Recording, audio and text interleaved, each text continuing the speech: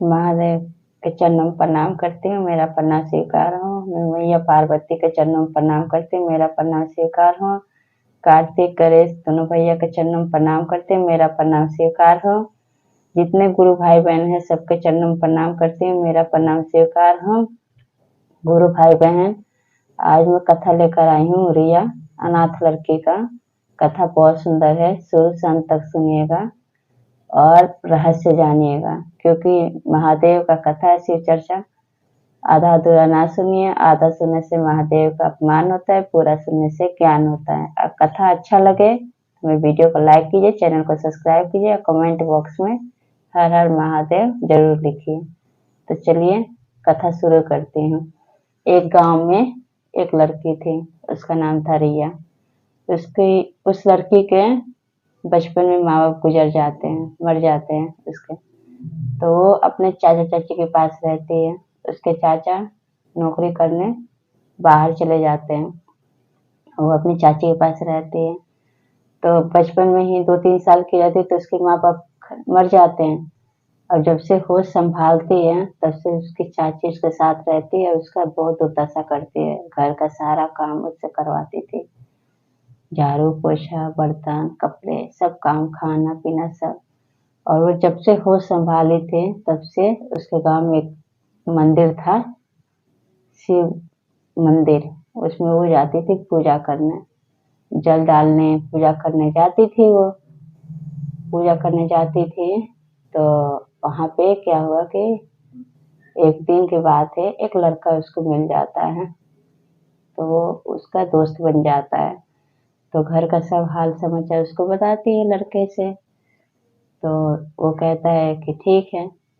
फिर वो उधर से जब आती है तो लेट हो जाता है। जब लेट हो जाता है तो इसकी चाची खूब उसको सुनाती है, कहती है कल मोही तू पूजा करने जाए गई थी कि तू ढोंग करने गई थी, तू पूजा करती है कल मोही। तो ये बात अब वो आती है रिया, उसके पीछे जो लड़का भी आता है तो लड़का कहता है कि रिया तुम्हारी चाची कितना तुम्हें परेशान करती है, कैसे कैसे बात बोलती हैं। तो उसकी चाची और देख के उसको और गुस्सा होती है। कहती है रिया से कि तू पूजा करने जाती हो, तुम मंदिर में ढोंग कर रखी हो, तुमको जाती हो ये रंगरलियां मनाने जाती हो। तो कहती है कि नहीं चाची ऐसी कोई बात नहीं है, ये लड़का जो है ना ये मेरा दोस्त है और ये मुझे बहुत प्यार करता है। और वही था जो उसको समझता था और उसको सारी बातें बोलता था, वो शेयर करती थी सब दुख तकलीफ सब बोलती थी उससे। क्योंकि माँ बाप तो थे नहीं और चाचा उसके थे नहीं, बाहर चले गए। चाची थी तो बहुत दुर्गति करती थी, सारा काम घर का करवाती थी और 4 सुनाती हुई 2-4 थप्पड़ मारती हुई थी लड़की को, अनाथ थी बेचारी। उसके बाद उसको जब देखती है, जब वो लड़का इतना बोलता है तो उसको रिया को 2-4 थप्पड़ मारती है चाची, उसके ले जाकर रूम में बंद कर देती है और कहती हैं कि आज के बाद तुम्हारा मंदिर जाना बंद, अब मंदिर नहीं जाना। मुझे पता है कि तुम गुलछड़े उड़ाने जाती हो बाहर, क्या मंदिर जाती हो पूजा करने, ढोंग कर रखी हो। चाची बंद कर देती है कमरे में। और उसके बाद ये सब बात माता पार्वती महादेव पर्वत पे बैठे दोनों देखते रहते हैं। तब मैया पार्वती बोलती है महादेव से कि हे महादेव, आपका जब से रिया होश संभाली है, बचपन में तब माँ बाप का प्यार नहीं मिला और जब से होश संभाली है तो आप ही को अपना माँ बाप समझती है, आपको गुरु समझती है, आप ही को भगवान कर समझती है। और आपके सिवा अगर कोई है तो लड़का है जो इसको समझता है, जो ये कोई भी बात उससे शेयर करती है और वो इसकी सहायता भी करता है। तो वो क्या कहते हैं महादेव, वो कहती है माता पार्वती कि महादेव अभी रिया के लिए आप ही कुछ कीजिए। अब तो मंदिर भी नहीं जा पाएगी, उस लड़के से भी नहीं मिल पाएगी, फिर कैसे होगा ये। तो कहते हैं महादेव कि ऐसा करो कि तुम जाओ, बोरी का रूप धारण करके जाओ और उसे बोलना रिया से कि रिया तुम 16 सोमवार करो, सावन में जब सोमवार आता है ना तो 16 सोमवार करो और तुम्हारे मन में जो भी है, जो तुमको चाहिए, तुम सच्चे मन से शिव मंदिर जाके वहाँ पूजा करना, उससे वो भगवान से बोलना, शंकर भगवान से तुम्हारा इच्छा पूरा हो जाएगा, जो वो चाहते हो जाएगा। ये बात महादेव पार्वती से कहते हैं। तो वो क्या कहती है कि कहती है वो माता पार्वती की ठीक है जा रही मैं, तो बूढ़ी का रूप धारण करके चली आती है। तो कहती है उसके चाची से कि थी बेटी बेटी यहाँ पे कीर्तन होगा तो कुछ पैसे दे दो, मैं चंदा वसूली कर रही हूँ। उसकी चाची कहती है मैं भी पैसा अंदर से लेके आती हूँ। चली जाती पैसा लेने के लिए। तो ये बोलती बूढ़ी मैया, रिया वहां बैठी थी, तो पूछती कि रिया बेटा तुम क्यों रो रही हो। तो बोलती है कि एक मेरा दोस्त था जो मुझे बहुत लाड प्यार करता था, अब मैं शिव मंदिर जाती थी पूजा पाठ करने के लिए, जल चढ़ाने के लिए, भजन और कीर्तन करने के लिए, जो मेरी चाची जाने नहीं देती हैं। अब मेरे माँ बाप बचपन में ही गुजर जाते हैं, वो है ही नहीं, चाची मेरी बहुत अत्याचार करती है। तो वो कहती है बूढ़ी मैया कि ऐसा करना तुम 16 सोमवार का व्रत करो और जो तुम चाहोगे तुम्हारा मन वांछित फल तुम्हें मिलेगा। तो कहती है कि मैं कैसे जाऊंगी, मुझे तो कमरे में बंद कर देती है चाची। तो कहती है कि जब तक सोई रहेगी तो तुम भोर में ही 3-4 बजे उठ के उस समय नहा के शिव मंदिर चले जाओ, पूजा करो, जो तुम कहोगे वो महादेव तुम्हारी इच्छा पूरी करेंगे। तो कहती है ठीक है। फिर आता है 1 साल के बाद सावन के सोमवार। फिर वो क्या करती है, वो व्रत रखती है बेचारी रिया। तो उसकी चाची सोई रहती है, भोर में उठ जाती हैं और उठ के 3 बजे ही नहा धो के शिव मंदिर चली जाती हैं और जाके वहां पे पूजा करती हैं।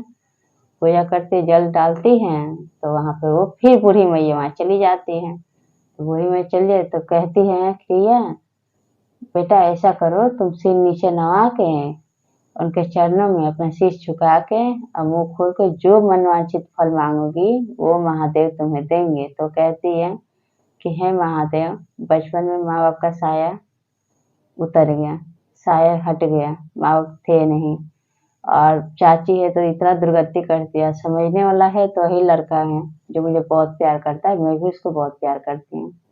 अब वो मेरे से शादी करना चाहता है, मैं भी उससे शादी करना चाहती हूँ और उसको मैं पति के रूप में पाना चाहती हूँ।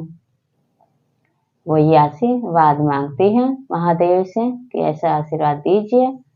और वो पूछती हैं मैया से कि हे मैया आप कौन हैं, क्योंकि आप मेरे घर पे मुझे दिखाई दी, आप यहाँ मंदिर में दिखाई दी, ऐसा तो हो ही नहीं सकता कि एक इंसान 2 जगह दिखाई दे। तो फिर वो कहती हैं, वो अपने रूप का दर्शन कराते हैं, वो और महादेव दोनों पति पत्नी के रूप में उसको दर्शन देते हैं, उस लड़की को, रिया को। तो रिया खुश हो जाती है देख के दोनों को, उनके पैर पे गिर के उन लोग को थी बहुत देख के खुश रहती, दया मांगती है और कहती है कि हे महादेव, मैं इस लड़के को अपने पति के रूप में पाना चाहती हूँ। वो लड़का ही है जो मेरे लिए मेरा सहारा है और मुझे बहुत मानता है, बहुत प्यार दुलार करता है। अगर मैं अपनी जिंदगी में किसी को मानती हूँ तो उस लड़के को ही मानती हूँ, क्योंकि माँ बाप का साया है नहीं, आप तो जानते हैं। और जब से होश संभालनी तब से आपको मानती हूँ, माँ बाप और गुरु चाहे भगवान। बोले तथास्तु। बोलते महादेव कि जो तुम चाहती हो रिया बेटा वैसे ही होगा, तुम्हारा मन चाहती फल मनवांछित फल तुम्हें मिलेगा।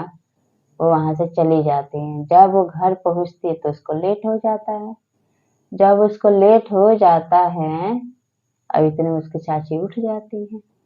जब उसकी चाची जैसे बाल पकड़ के उसको पटकने जाती है जमीन पे, इतने में उसके चाचा आ जाते हैं।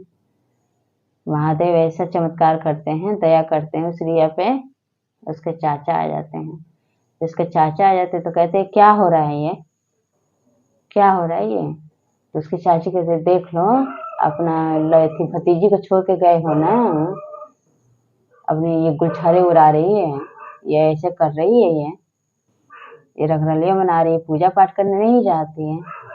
तो कहती है कि ये शादी करना चाहती है, इसको भूत चढ़ गया है प्यार का, हम तो गरीब आदमी, हम तो शादी कर नहीं सकते इसका। तो वो कहता है उसका चाचा रिया का कि बेटा रिया, तुम बताओ, तुम क्या चाहती हो? तो वो कहती है कि चाचा जी, उस लड़के से मैं शादी करना चाहती हूँ, मुझे बहुत प्यार करता है, मैं भी उसे बहुत प्यार करती हूँ। तो ये प्रस्ताव वो लेके जाते हैं, शादी का रिश्ता लेके जाते हैं उसके चाचा उस लड़के के घर।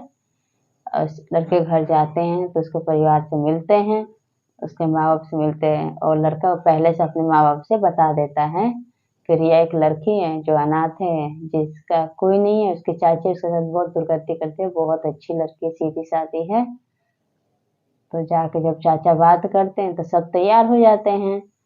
फिर लड़के के माँ बाप आते हैं, रिया को देखते हैं, उसको पसंद आया तो ये लोग जाके उस लड़के को देखते पसंद आ जाता है, दोनों की शादी करा देते हैं, दोनों पति पत्नी होके। फिर महादेव के शिष्या बनते हैं, वो शिष्य बनता है और दोनों उनसे दया मांगते हैं, महादेव से चर्चा करते हैं, कीर्तन भजन करते हैं, 108 बार नमः शिवाय का जाप करते हैं। और गुरु भाई बहन, जैसे महादेव और माता पार्वती ने उस अनाथ लड़की रिया के ऊपर दया की है, कृपा की है, उस तरह से महादेव हम सब पर दया करें, कृपा करें। आप लोग जितने गुरु भाई बहन मेरी वीडियो देख रहे हैं उन पे भी दया करें, कृपा करें, सबका दुख मुसीबत सब दूर करें, उनको हमेशा स्वस्थ मस्त रखें। तो सब प्रेम से बोलिए हर हर महादेव, मैया पार्वती की जय।